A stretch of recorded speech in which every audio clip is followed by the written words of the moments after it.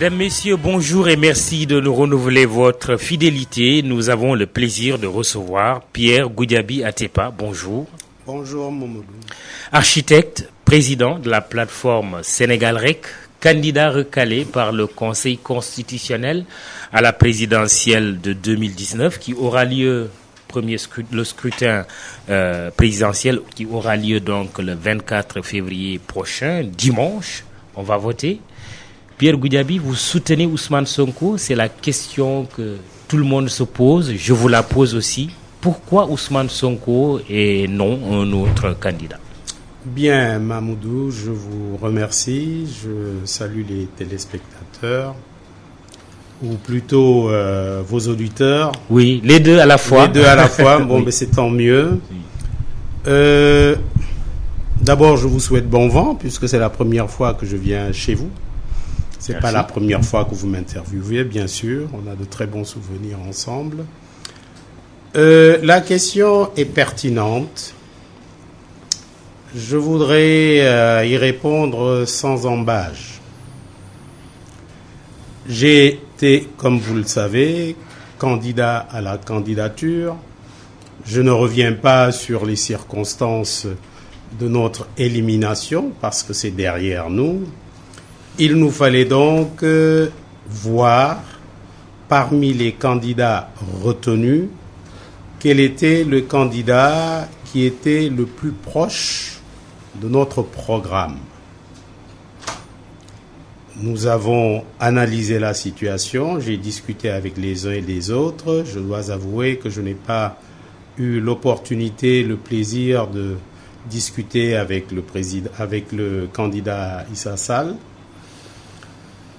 Mais j'ai échangé avec Madické, bien sûr. J'ai discuté avec mon ami Idrissa Seck. J'ai surtout discuté avec le candidat Sonko. Vous n'avez pas discuté avec le président sortant. Pour vous, c'était d'emblée exclu. Oui, tout à fait, pour plusieurs raisons. On y reviendra tout à l'heure. J'ai vu chez le candidat Sonko, que je ne connaissais pas. Tout le monde connaissait Sonko. La petite histoire d'ailleurs, il y a 3 ans, quand au collectif des cadres casamançais, quelqu'un m'a dit, écoutez, il y a M. Sonko qui veut venir parler de son programme. Je lui ai dit, il n'en était pas question parce que au collectif des cadres, on n'était pas là pour de la politique. Et je ne l'ai pas reçu. Ceci dit, on s'est retrouvés. Je l'ai invité à venir assister au lancement de mon livre Sénégal REC. Il est venu. J'avoue d'ailleurs que c'est sur les films, parce que parfois il est très discret. C'est sur les films que j'ai vu qu'il était là et j'en étais très heureux. Nous avons essayé de nous voir une première fois, ça n'a pas marché pour plusieurs raisons. Et ensuite, il a demandé à venir me voir et nous nous sommes entretenus après que j'ai été exclu de la course jusqu'à 3 heures du matin. J'ai d'abord aimé son humilité.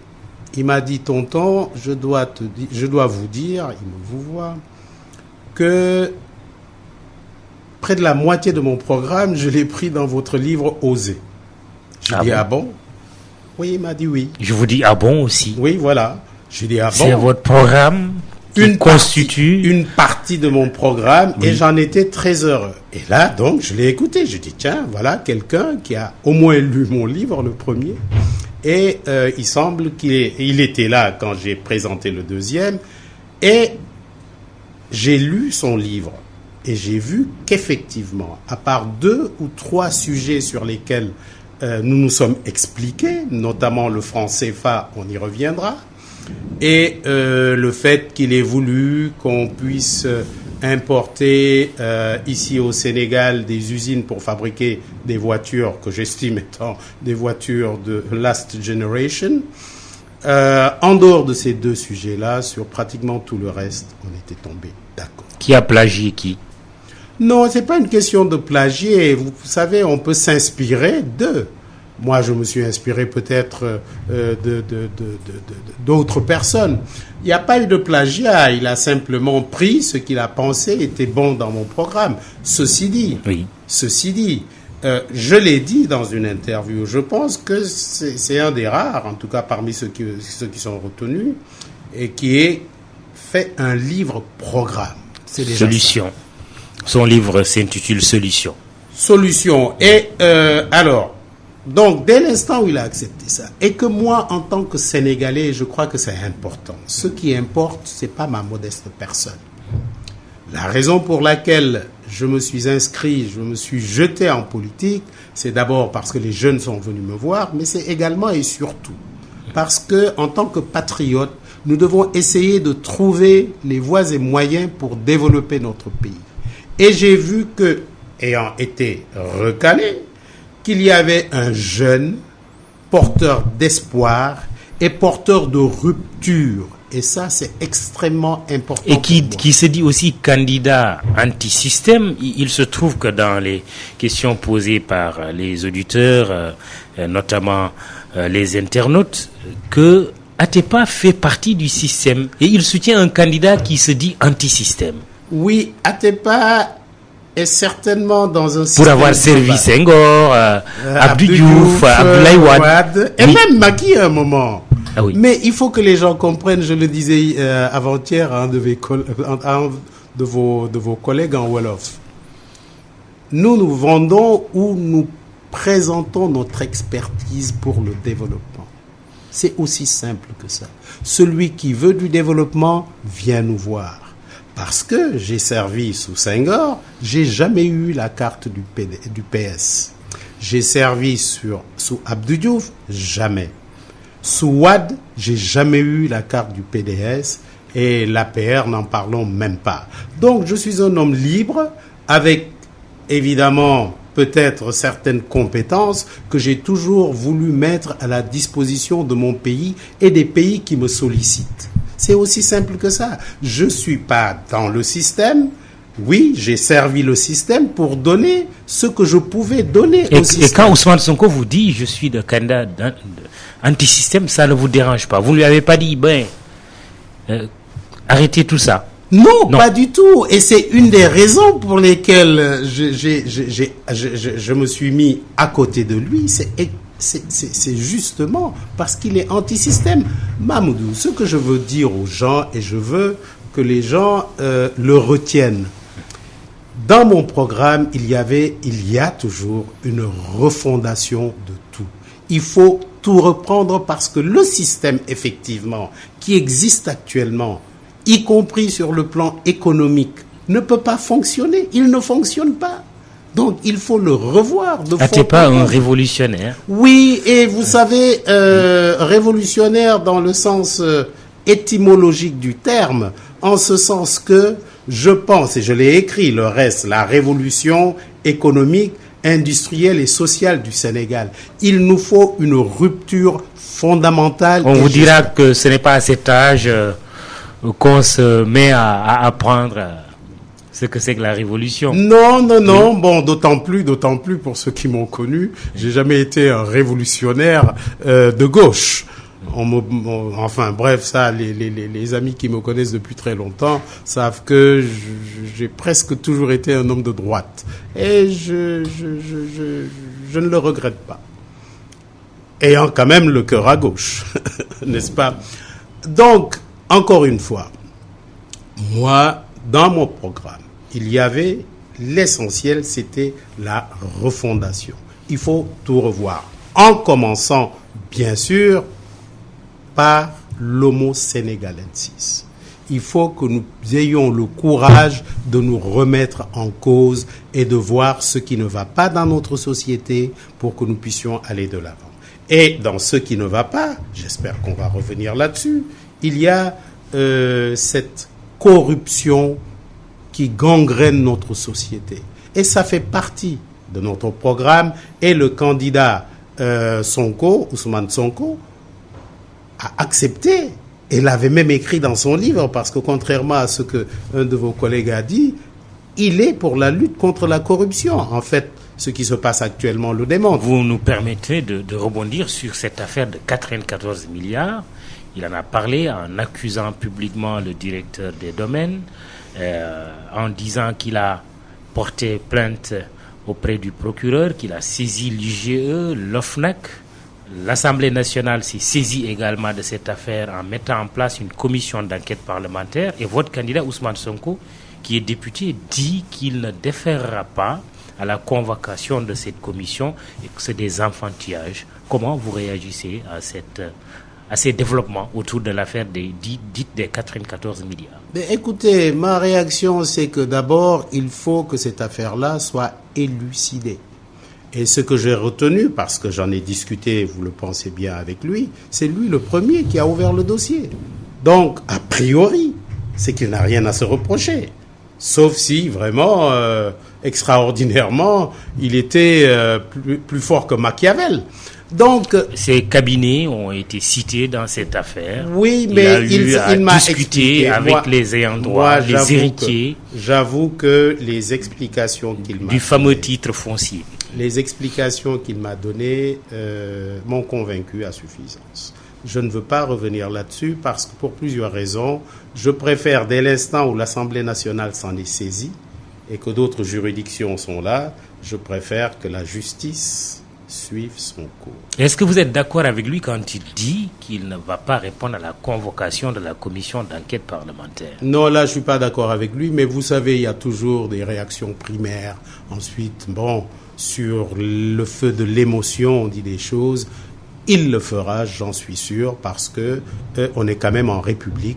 Quand on vous convoque, vous y allez. On a beau être anti-système, mais on doit respecter la République. Système, la République, tant qu'on l'a pas changée, elle est là. Enfin, bref. Mais ça, vraiment, je suis sûr qu'il va déférer à la convocation. Il décline aussi la sécurité publique qui lui a été offerte. Il m'a expliqué, oui. Mais vraiment, Mamoudou, je ne voudrais pas, moi je voudrais, si vous le permettez. C'est des questions ici importantes. Oui, c'est des questions importantes, mais il a pensé qu'il ne pouvait pas avoir au cœur de son dispositif sécuritaire des gens dont il n'a pas le contrôle. Et il m'a même dit, pour la petite histoire, il m'a même dit que quand la gendarmerie l'a accompagné en Casamance, il n'y avait aucun problème. Seulement son dispositif interne, il ne voulait pas qu'on y touche. Et ça, je le respecte. Il n'y a pas de problème. Et qu'il y aurait une question de confiance aussi. Mais écoutez, c'est évident. Parce que vous savez, on est quand même en politique. Donc, je le comprends. J'ai essayé de lui dire, non, écoute, il faut peut-être l'accepter. Il m'a convaincu qu'il pouvait accepter jusqu'à un certain niveau et qu'au-delà d'un certain niveau, il ne pouvait pas l'expliquer. Donc, acte. Notre invité du jury du dimanche sur iRadio, que vous pouvez regarder aussi sur votre nouvelle chaîne de télévision ITV et notre chaîne YouTube, est Pierre Goudiaby Atepa, allié du candidat Ousmane Sonko. Vous avez beaucoup œuvré, c'est ce qu'on a lu, dans le retour de l'ancien président de la République, Abdoulaye Wade, au Sénégal. Vous l'avez rencontré à Paris, vous l'avez rencontré à Dakar en compagnie justement de votre candidat. Qu'est-ce qui se trame entre vous au profit de votre candidat? Mais ce qui se trame, il n'y a rien qui se trame. Il est normal, voire naturel, que quand vous avez un candidat pour lequel vous voulez beaucoup de bien, que vous essayez je veux pas dire ratisser large, mais que vous essayez de voir comment faire pour que le maximum de Sénégalais puissent adhérer à sa cause. Rawati Nanak, un ancien chef d'État, qui connaît bien le pays, qui a beaucoup œuvré pour le pays, même si, et qui pouvait, en tant que, j'allais dire, monument sénégalais, voire africain, apporter un appui considérable à un jeune candidat. Donc, j'ai tout fait, oui, et je fais toujours tout, pour qu'éventuellement, le cas échéant, le président Wade puisse apporter son soutien aux jeunes candidats, d'autant plus que mes arguments sont, je pense, pertinents. vous continuez à travailler l'oreille Ah de ben bien, Wade ah ben bien au sûr. profit d'Ousmane Sonko. Ah ben bien sûr. Et vous vous attendez toujours à son soutien? Mais je pense bien que et puis ce n'est pas que Wade. Vous savez que Wade n'est pas candidat. Le candidat, c'est Karim Wade. Oui, qui a été recalé. Qui a été recalé et ce serait un secret de polichinelle, comme dirait Senghor, que je ne dise pas que oui, je suis en contact avec Karim Wade. Avec les Wade. Avec les toujours Wade. Au profit d'Ousmane Sonko. Disons qu'au profit de la République, parce que quand vous êtes convaincu qu'un candidat peut changer les choses, ce n'est pas sa modeste personne qui compte, c'est le Sénégal. J'ai la conviction que Ousmane Sonko est un candidat de la rupture. Il est jeune. Aujourd'hui, vous savez que le monde, quand même, je ne veux pas dire est dirigé par des hommes neufs. Je ne veux pas parler de Macron. Je parlais peut-être plutôt du président Trudeau et d'autres. Donald Trump? Non. Donald Trump, il a presque mon âge. Non, il est un peu plus jeune que moi. Donc lui, qui se dit anti-système. Oui, non, qui a battu campagne sur ce thème. Oui, non, mais c'est pas la même chose. Je veux pas revenir là-dessus. Mais le cas de Sonko, voilà un jeune candidat. Et moi, c'est ce que j'avais appelé de tous mes voeux.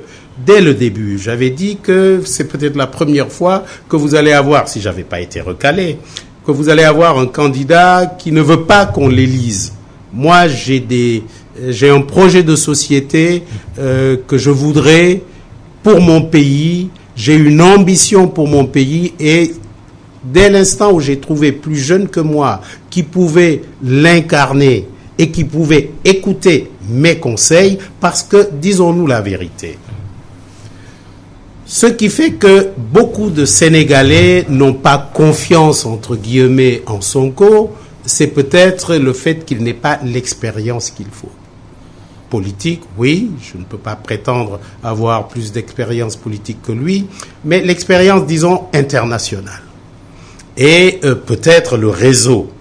Je dis Pierre Goudiaby, 71 ans, 72 ans bientôt, et je crois, et laissez-moi saluer également mon ami Boubacar Camara, qui a eu pratiquement la même lecture que moi. Pierre Goudiaby à côté d'Ousmane Sonko pour lui prodiguer des conseils et lui apporter éventuellement un carnet d'adresses important et surtout l'aider à structurer l'économie de développement réel, et j'espère qu'on va y arriver, qu'on va y revenir, parce que pour moi, le plus important, c'est de voir comment nous pouvons augmenter la richesse pour avoir, tout comme nous allons avoir,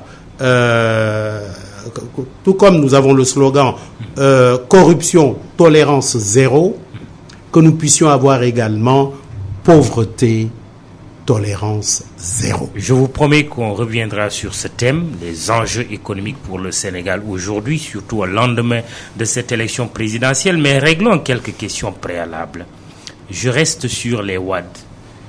Quel est l'état de vos contacts avec Wade fils, Karim Wade, qui se trouve à Doha et dont la candidature a été disqualifiée par le Conseil constitutionnel? Ben, je dois dire que, vous savez, je vais pas revenir en arrière. Vous avez suivi les 12 ans que j'ai passés à côté du président. Quand j'étais pas d'accord avec Karim Wade, je l'ai dit. Vous aviez des relations exécrables? Oui. Pour dire vrai. Oui. Oui, mais vous savez, dans la vie, les gens évoluent. Moi, d'ailleurs, le reproche que j'avais fait à Karim Wade, je lui ai dit, écoute, tu es encore jeune. Il faut apprendre, ne sois pas pressé. Ne sois pas pressé, apprends. Tu as une chance extraordinaire. Tu as un père qui est un génie en politique. Apprends. Le moment venu, tu pourras peut-être, éventuellement, prétendre à diriger le Sénégal. Aujourd'hui, l'état de vos contacts, vous lui avez dit ils sont quoi? très bons, ils sont vous très lui bons. avez dit quoi? Je lui ai dit, écoute Karim, oui. Je souhaiterais bien que tu puisses, parce que c'est lui le candidat, que tu puisses appuyer la candidature de Ousmane Sonko. Il m'a dit, mais Pierre, moi-même je suis candidat. J'ai dit, oui, mais au cas où tous tes recours ne produisent pas le fruit que tu attends. Il me dit, bon, je vais réfléchir. Et c'est le 20 que la CEDEAO va se prononcer. Et j'espère, je prie pour que le 20, si des fois il était encore toujours recalé, qu'il puisse dire oui, j'accompagne le candidat Sonko. Ceci dit, il peut accompagner le PUR ou Idrissa Seck. Pour moi, ce que je ne veux pas, c'est qu'il y ait des consignes de boycott. Pour moi, il ne devrait pas en être question. Justement, l'ancien président Abdoulaye Wade appelle au boycott, oui, et même au sabotage des élections en disant il faut brûler les bureaux de vote, il faut brûler les bulletins de vote. Oui, c'est des réactions, comme je l'ai dit l'autre jour en Wolof. Bon, c'est des réactions d'un père qui qui a une grande déception et qui réagit, j'allais dire, à fleur de peau. Vous ne les prenez pas au sérieux? Ce n'est pas que je ne les prenne pas au sérieux, non. J'ai la conviction que le président Abdoulaye Wade, qui est un patriote, on peut tout lui reprocher sauf ça, je sais qu'il comprend qu'il ne peut pas appeler à brûler le pays. Et je sais qu'il en est conscient. Seulement, étant, comme je le disais en tout cas, il a appelé à brûler les bureaux de vote et les bulletins de vote. Oui, c'est une question précise. Êtes-vous en phase avec lui? Non, mais bien sûr que non. Attendez. Et vous lui avez dit? Mais bien sûr que je lui ai dit. J'ai passé une semaine avec lui à Paris et on a fait 5 heures d'horloge dans l'avion. Il ne vous a pas entendu alors? Il ne m'a pas encore entendu, mais je connais Wade. Je connais Wade. Il aime prendre son temps et il aime écouter les uns et les autres, c'est ce qu'il fait. Je me réjouis du fait qu'il soit actuellement, au moment où nous parlons, avec le président Alpha Condé et à Conakry. Il a envoyé un avion privé. Oui, on parle aussi de la présence de Hollande. Oui, donc je pense que tout ce cocktail-là va faire que quand le vieux va revenir, bon, après le 21, oui, je suis sûr qu'il n'appellera plus ni au boycott, encore moins à brûler quoi que ce soit. Vous croyez savoir qu'à Conakry, nous sommes dans une situation de discussion avec Wade? Mais écoutez, analysez la situation. Oui. Nous sommes à une semaine des présidentielles. Vous pensez bien qu'il n'est pas allé faire du tourisme. Donc, et le président Macky Sall pourrait être impliqué dans ce qui se passe à Conakry aujourd'hui? Mais il est obligé d'être impliqué parce qu'il est le président jusqu'à la semaine prochaine. Il y a des contacts entre Wade et Macky? Ça, je ne peux pas le savoir. Mais vous dites qu'il est impliqué? Ben, il est impliqué parce qu'il est chef d'État. Pour avoir parlé maintes fois à Abdoulaye Wade, c'est pour cela que je vous pose la question. Elle n'est pas innocente. Je ne pourrais pas répondre à cette question. Qu'est-ce qui pourrait se passer après ce séjour du président Wade à Conakry? Mais je pense que les choses iront beaucoup mieux et que le vieux va revenir. Je ne veux pas dire avec plus de sagesse, mais peut-être avec moins de passion. Pour certains Sénégalais, c'est plutôt Karim Wade qui devait venir se battre au Sénégal que de laisser son père, malgré son grand âge, être sur le terrain et faire des appels de ce genre. Oui, mais les Sénégalais savent quand même que Karim Wade, s'il vient, il risque d'être arrêté parce que quand même il y a une décision de justice qui pèse sur son dos. Donc ça, c'est même pas imaginable actuellement.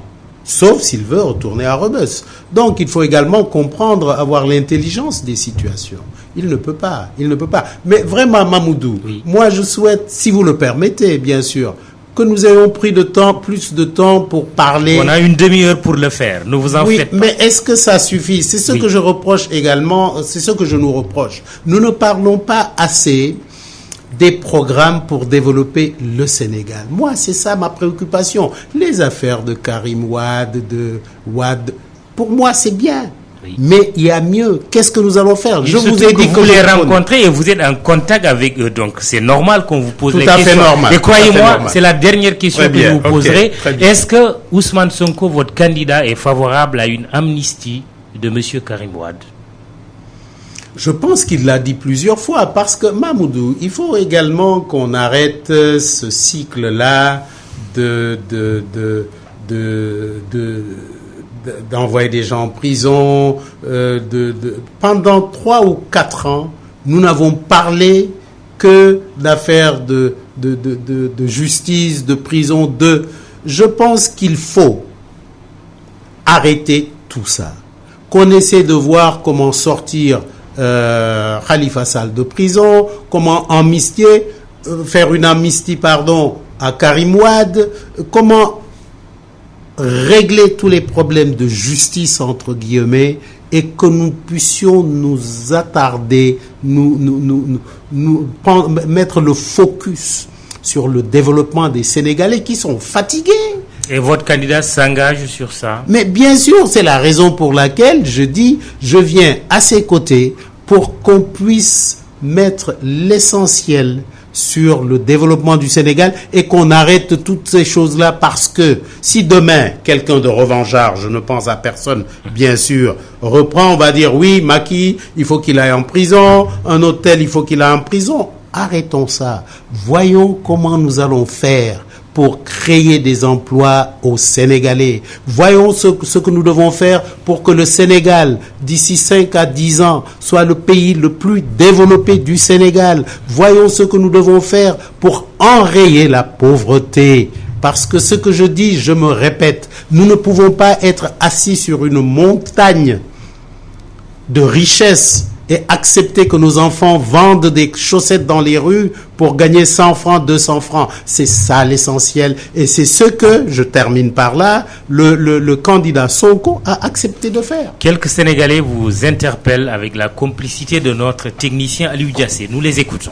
Pourquoi, M. Atepa, vous avez choisi le camp de Sonko? Et au départ, Sonko nous parlait du système.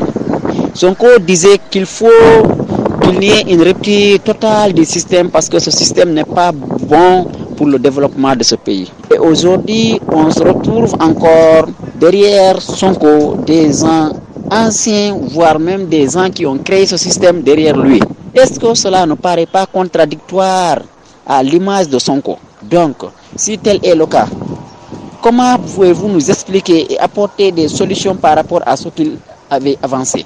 En plus de cela, le retour de Maître Abdoulaye Wade a suscité beaucoup de polémiques au sein du PDS, au sein des Sénégalais. Donc, moi, j'aimerais savoir quel est votre point de vue par rapport à son retour, s'il a brûlé ou bien voir le sabotage est une solution. Que pensez-vous? Je voulais savoir pourquoi le choix sur le président Sonko. Celui-ci lui a fait-il des propositions sur l'accès au pouvoir, ou bien votre choix c'est uniquement pour une rupture de système? C'est ça que je voulais savoir. Alors, 2 interpellations. J'avoue que vous avez répondu largement à ces interpellations, mais il y a quand même une question, surtout dans ce que le dernier auditeur a dit. Qu'est-ce qui vous a été proposé en retour, vous? Mais absolument rien, parce que ceux qui me connaissent savent d'abord que pour moi, mon implication en politique, je prenais comme un sacerdoce. C'est un sacrifice pour moi. Parce que quand j'ai dit que si je suis élu, je ne veux pas de salaire, je ne veux même pas de caisse noire, que c'est un don de moi-même. Donc Sonko, non seulement moi, je n'ai rien demandé et je ne demanderai rien, comme dirait l'autre, il y a le soutournement, mais je ne lui ai même pas donné. La seule condition, c'était qu'il respecte une bonne partie de mon programme. Et nous en avons discuté. Vous ne serez pas dans son gouvernement. Mais bien sûr que non, mais comment me voyez-vous dans un gouvernement aujourd'hui à 72 ans? Vous pouvez être Premier ministre. Mais non, un Mahathir en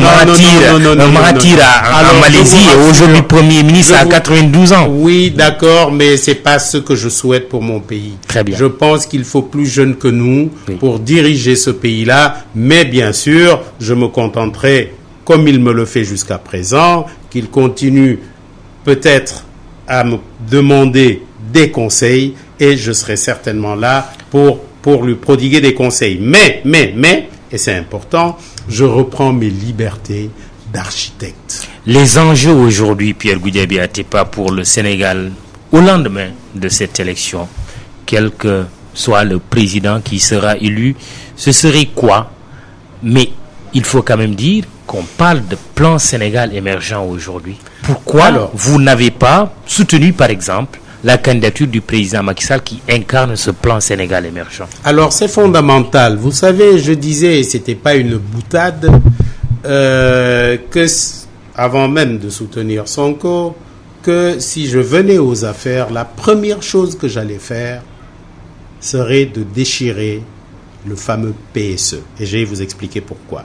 La deuxième sera certainement de voir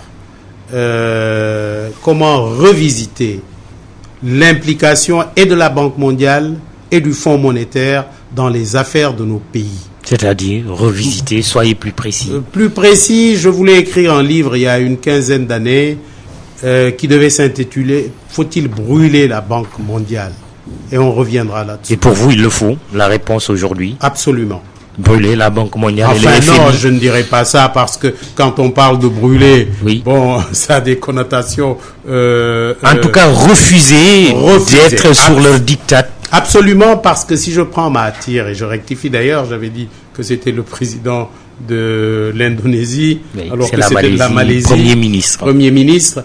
Et s'il avait suivi les remèdes du FMI et de la Banque mondiale, il n'en serait pas là. Parce qu'il n'aurait pas développé son pays comme il l'a fait. Moi, je trouve, et c'est important, quand je vois, et je l'ai démontré, permettez-moi de le démontrer une dernière fois, afin que nul n'en ignore. Quand je vois que la Banque mondiale, qui a répertorié toutes les richesses naturelles d'un pays comme le Sénégal, encore une fois, je le dis, nous ne pouvons pas être 14 voire 15 millions de Sénégalais, savoir que nous avons du zircon, savoir que nous avons du lithium, qui est l'énergie de demain, savoir que nous avons des phosphates. Je ne parle même pas de la mer que nous avons, etc. Savoir que nous avons du pétrole, savoir que nous avons du gaz, savoir que nous avons du minerai du minerai de fer, que la Banque mondiale soit là et n'ait rien fait. Et c'est dans ce contexte que vous dites qu'il faut déchirer le plan Sénégal émergent. Tout à fait, parce que au début, j'ai dit oui, c'est déjà pas mal, c'est déjà très bien qu'un gouvernement africain ait un programme de développement qu'il couche sur du papier. Et je crois savoir que vous étiez à Paris lors de la négociation de la première phase. Non, je n'étais pas... Très bien. C'était, oui. À mon avis, c'était trop folklorique. Oui. Mais enfin, j'ai salué le fait qu'un gouvernement africain ait décidé d'avoir un plan de développement cohérent, s'il en est. Ceci dit, ce que je dis, et je le répète, la découverte du gaz et du pétrole doit apporter un virage, j'allais dire, fondamental sur notre économie et sur nos économies. Et je m'explique.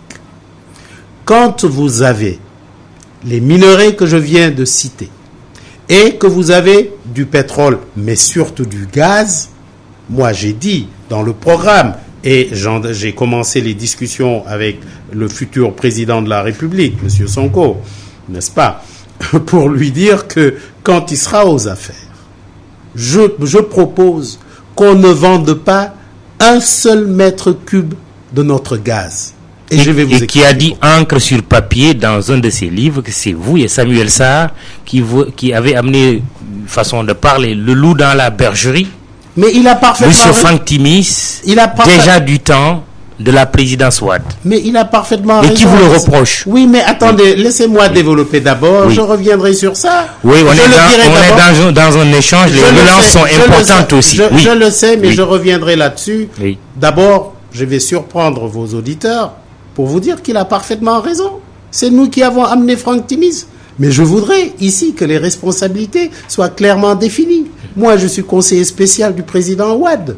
Je vois une opportunité que nous n'avons jamais eue d'avoir quelqu'un qui va mettre 200 voire 300 millions de dollars pour voir si nous avons du pétrole. La petite histoire étant que quelques années avant, avec un de mes amis russes qui n'a pas voulu prospecter, on n'a pas eu cette opportunité-là. J'ai eu comme responsabilité de prendre effectivement Franck Timis, que je ne connaissais ni d'Adam ni d'Ève, mais qui m'a sorti une phrase. Il m'a dit, écoutez, monsieur Goudiaby, si je ne fore pas chez vous, je vais forer chez vos voisins. Et vous l'avez mis en contact aussi avec monsieur Aliou Sall. Mais est-ce que vous êtes en train de dire... Attendez, c'est important que les Sénégalais comprennent quel a été mon rôle. Oui. Je l'ai pris, on est allé chez Wade. Wade m'a dit, écoute Pierre, je vous ai toujours dit qu'il n'était pas question que le pétrole était une malédiction. J'ai dit bien, si nous ne ferons pas ici, il va forer ailleurs et c'est notre gaz ou notre pétrole qu'il va prendre. Il me dit, ah là tu as raison.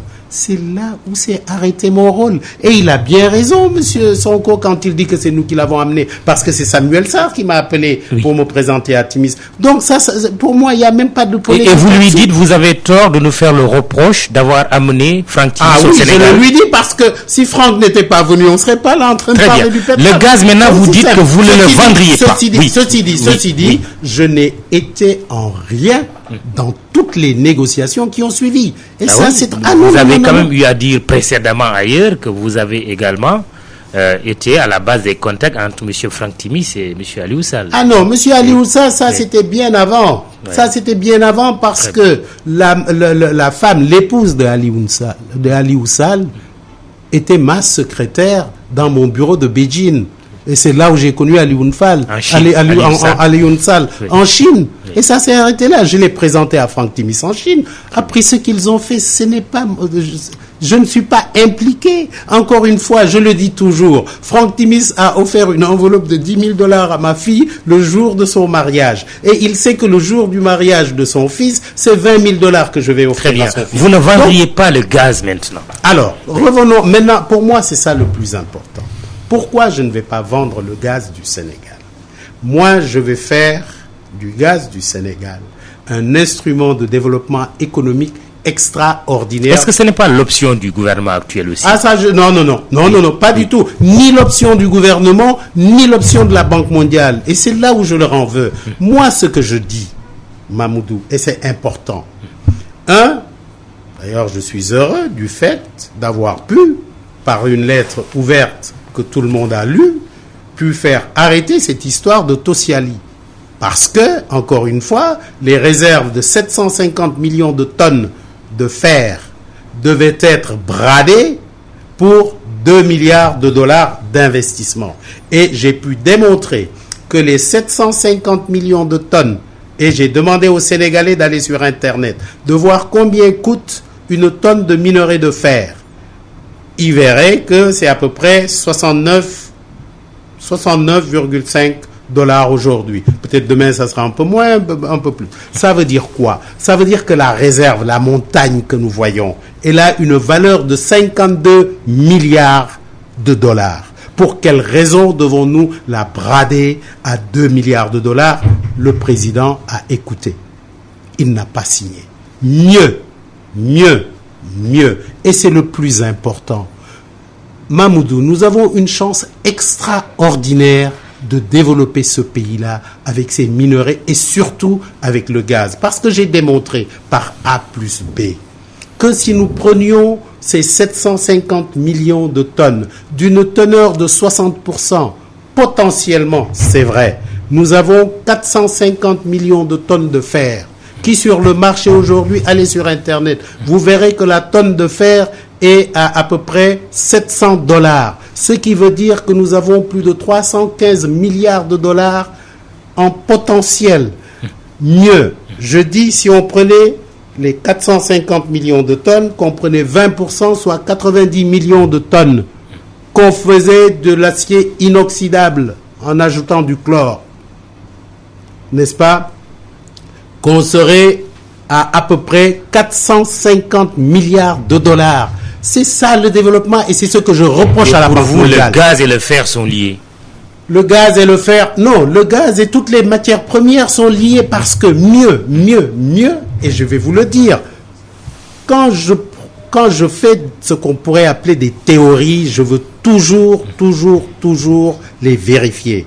Je suis allé voir le Premier ministre de Guinée-Conakry parce que dans mon programme, il était également question de faire du port minéralier de Bargny, du port minéralier, au lieu que ce soit un port qui va exporter nos matières premières, que ce soit un port, et je termine par là, qui va importer notamment de la bauxite de Guinée.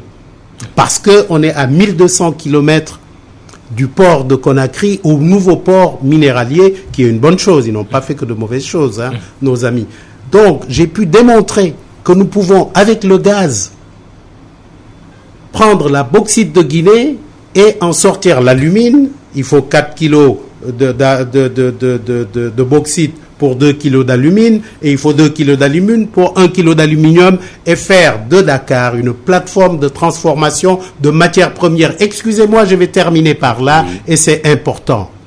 Mamoudou, quand je sais que la Banque mondiale sait que sur un périmètre, sur un rayon de 960 kilomètres, même pas 1000 kilomètres, nous avons 27 milliards de tonnes de minerais de fer. 27 milliards de tonnes de minerais de fer. Si nous prenons notre gaz, et c'est la raison pour laquelle je dis qu'on ne va pas vendre 1 mètre cube de gaz, si nous prenons ce gaz-là et que nous transformions une partie ou tout, ça peut prendre 50 ans, 100 ans. Vous savez combien c'est? 9800 milliards de dollars. C'est ça le développement et rien de plus. Et c'est pour cela que j'en veux à la Banque mondiale. C'est pour cela que j'en veux au FMI. C'est pour cela que je pense que vous en voulez au PSE aussi. Mais vous l'avez compris. Oui, parce que vous avez dit il faut le déchirer. L'invité du jury du dimanche, Pierre Goudiaby Atepa, mais vous oubliez aussi que le gaz peut beaucoup apporter dans l'autsuffisance en électricité, vous ne le mentionnez pas, mais je précise aussi que le gaz ne nous appartient pas à nous tout seuls. Nous le partageons avec la Mauritanie. Oui, non, mais nous le partageons. Vous savez combien de mètres cubes nous avons de gaz? Allez sur Internet, vous allez comprendre. Nous avons à nous seuls 450 milliards. Non. Ça, c'est le minerai de fer. Le gaz que nous avons, il est d'une importance extraordinaire. Nous avons, c'est peut-être la plus grande découverte de gaz au long de l'Atlantique des 20 dernières années. Ça veut dire quoi? Mamoudou, ce que je dis, je souhaite que les gens puissent faire les calculs qu'il faut. Et j'invite d'ailleurs la Banque mondiale à faire le calcul. Nous avons assez de gaz pour développer toute la sous-région. Et je le dis, je le répète. Le pétrole maintenant. Parlons-en. Je dis que je ne touche même pas au pétrole, aux recettes du pétrole. Le pétrole, je dis que nous prenions 2% de notre pétrole pour développer la pétrochimie. Et comme je le dis tous les jours, mes lunettes, c'est du pétrole. Les brosses à dents que vous utilisez, c'est du pétrole. Les pneus de vos voitures, c'est du pétrole. C'est ça la véritable richesse du pétrole. Je ne le vois nulle part dans le PSE. Et encore moins dans les rapports de la Banque mondiale. Alors, encore une fois, pour terminer... Il y a une deuxième phase du PSE qui va arriver. Oui, mais je n'ai pas vu, je ne l'ai pas lu, je dois avouer. Et vous allez le déchirer quand même. Je vais le déchirer parce qu'il faut reprendre les fondamentaux. Je vais le déchirer parce que ce n'est pas ça qui va nous sortir de la pauvreté. Je vous ai dit que dans le programme du président Sonko, futur président du Sénégal, je l'espère, il y a cette rupture fondamentale qui va faire que nous allons utiliser nos ressources naturelles pour développer ce pays-là. Parce que, encore une fois, moi, quand je parle, je veux que les gens m'écoutent. J'ai donné cet exemple-là l'autre jour sur un autre plateau, Mamoudou. Quand mon grand frère Cherngom et moi avons fait la Banque centrale, il y a 43 ans, qui fait 23 niveaux, à Dubaï, l'immeuble le plus haut, il avait 12 niveaux. Aujourd'hui, Dubaï est Dubaï. Et nous sommes toujours là. Nous sommes dans le même espace que Dubaï il y a 40 ans. Pourquoi voulez-vous pas pourquoi les Sénégalais ne veulent-ils pas comprendre que dans 40 ans, nos petits-enfants auront Dubaï à Potou? Quand je le dis, je veux qu'on puisse me croire. Parce que Mamoudou, Saboudou Faute Bopam. Moi, je suis sorti de la rue 7, angle 12. J'ai pu avoir mes bureaux sur les Champs-Élysées. Vous comprenez? C'est l'ambition. Et c'est peut-être ça qui nous manque. Il y a également ce que je reproche à ce gouvernement-là. Nous sommes des complexés. Nous avons le complexe de l'étranger. C'est pas normal. Il faut que ça s'arrête. Et vous pensez, comme le disent souvent que le secteur privé national n'est pas suffisamment impliqué par le pouvoir actuel. Non seulement impliqué, mais on ne lui donne pas le souffle qu'il faut. Je vais vous donner un exemple ponctuel. Quand j'ai commencé ma campagne électorale et que l'association des tailleurs du Sénégal sont venus me voir pour me donner leur soutien, parce que je leur avais dit que si j'étais aux affaires, on aurait fait dans le parc industriel, un parc pour les tailleurs, parce que c'est pas normal qu'on ait un parc industriel et que ce soit des Chinois qui viennent utiliser nos enfants pour se faire de la richesse. Je leur ai dit, ne croyez pas en ce que je dis. Quand j'ai été recalé, comme vous dites, je leur ai offert, avec la complicité de l'ambassadeur de l'Inde, je leur ai offert 5 billets pour aller voir ce qui se passait en Inde. Ils sont revenus hier, ils ont fait un témoignage. Ils ont vu qu'avec le prix d'une 4x4, on peut prendre le coton et sortir un costume. C'est ça le développement. Et c'est ça que je voudrais que les Sénégalais comprennent. Que oui, le développement de ce pays-là, il est possible aujourd'hui et maintenant. Et que c'est le président Sonko qui peut l'incarner avec, très modestement, des gens peut-être avec un peu plus d'expérience comme Boubacar Camara et Pierre Goudiaby. Et d'autres qui vont venir. Sur le faire, pour certains, Pierre Goudiaby s'agiterait sur ce dossier parce qu'il y a intérêt et que ces intérêts n'y sont pas pris en compte. C'est absolument faux. Par contre, là où ils ont raison, c'est que je connais le dossier. Je connais le dossier pour y avoir participé dès le départ. Avec Kumba Ressources, avant qui a fait condamner l'État du Sénégal. Mais après, il y a eu ArcelorMittal. C'est toute une histoire, oui. Je vais la résumer. Oui. Je vais la résumer. Et très rapidement. Oui. Très rapidement. Il y a une vingtaine d'années, un de mes amis du nom de André Ginfi est venu avec une petite société qui s'appelle Lithos of South Africa. Ils sont venus me parler du fer de la Falémé à un moment où personne n'en parlait. Oui, je suis fier d'avoir fait venir ici au Sénégal Kumba Resources. Mais qu'est-ce qui s'est passé après? Le privé que je suis a été exclu. Je ne dirai pas par qui. Je ne dirai pas par qui. Je ne le dirai pas. Et c'était du temps de quel président? Du président Wade ou du président Macky Sall? Du président Wade, et je l'ai accepté parce que j'étais conseiller spécial du président. Donc c'était dans mon rôle d'amener les investisseurs. Ce qui s'est passé après, c'est très mal passé et Pierre Goudiaby n'est pour rien là-dedans. Oui, les choses ont évolué aujourd'hui. Ceci dit, je connais bien le dossier. Donc, croyez-moi, Mamoudou, quand je vous dis que de ces pierres-là, on peut sortir 500 milliards de dollars, croyez-moi, je sais de quoi je parle. Pour terminer, vous savez par exemple que le zircon qui avait été signé pour 80 millions de dollars, c'est Pierre Goudiaby tout seul qui allait renégocier et qui est revenu avec plus d'1 milliard de dollars pour le Sénégal, sans qu'on m'ait offert une cravate, encore une fois. C'est pour cela que la lutte contre la corruption, elle est importante. Parce que la plupart de ces dossiers-là, tous ces scandales, le TER, parlons-en. Je dis que le TER, les gens du pouvoir ne devraient plus en parler. C'est un scandale? C'est le scandale du siècle. Parce que le TER, c'est le même coût qu'un chemin de fer pour aller de Ziguinchor, où je suis né, jusqu'à Dakar. C'est le même coût. On n'aura pas le temps de développer sur cet aspect, mais au-delà du programme, la Casamance serait-il aussi le pont entre vous et Ousmane Sonko? Vous êtes tous deux originaires de cette région. Mais alors, je vais surprendre les gens. Je ne savais même pas que Ousmane Sonko était Diola. Je ne savais même pas qu'il était de Ziguinchor. Je l'ai su ces 2 derniers mois.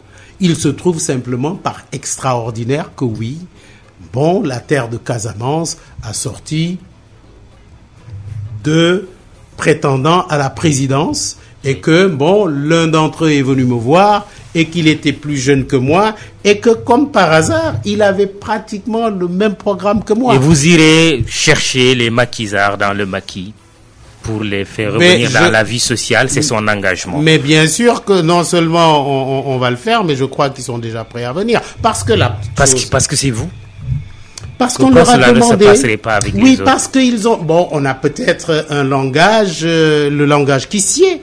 Oui. Peut-être. Il y a également cette fibre régionale qui est normale. Dernière chose, vous n'êtes pas d'accord avec Ousmane Sonko sur le franc CFA? Non, je ne suis pas d'accord avec lui sur le franc. Il dit qu'il sortirait du franc. Non, mais pas comme ça. Khalis Bougoul Tcho. En français. L'argent n'aime pas le bruit. L'argent n'aime pas le bruit, encore moins. Vous savez quand même que jusqu'à très récemment, j'étais le président de la bourse. Oui, la bourse régionale. La bourse régionale, et il y a un droit de réserve que je me donne. Mais je lui ai fait comprendre que, non, pas sur le franc CFA seulement d'ailleurs, je vous ai dit que moi, sur la délocalisation des entreprises, je suis pour qu'on puisse exporter demain des voitures électriques à partir du Sénégal. Mais parlons d'un sujet. C'est fini. Parlons d'un sujet, c'est l'environnement. Il a accepté de dégager la corniche. Il a accepté d'assainir. Il a accepté également que toutes ces carcasses de voitures qu'on voit sur la voie publique, on va les dégager. Il a également accepté que nous travaillons sur des choses qui devraient vous préoccuper. Les embouteillages à Dakar. Est-ce que vous savez qu'il s'agit simplement de prendre une seule décision qui va rendre la fluidité à notre ville? Dommage, mais quelle on décision? Mais il faut reprendre les carrefours. C'est tout. Merci. Pierre Goudiaby Atepa, allié d'Ousmane Sonko, dans cette émission Jury du dimanche qui vient de se terminer. Dans un instant, le journal de midi avec Antoine Diouf. À la caméra, Sega et Momo. Alioune Diassé à la technique pour le compte d'e-radio. Merci de nous avoir suivis. Je ne dirai pas rendez-vous dimanche prochain puisque nous allons voter. Ce sera le 24 février. 5 candidats en lice. Bon dimanche. Donc, dimanche prochain, une journée et une soirée électorale sur les entités de e-média. Antoine Diouf pour le 12h.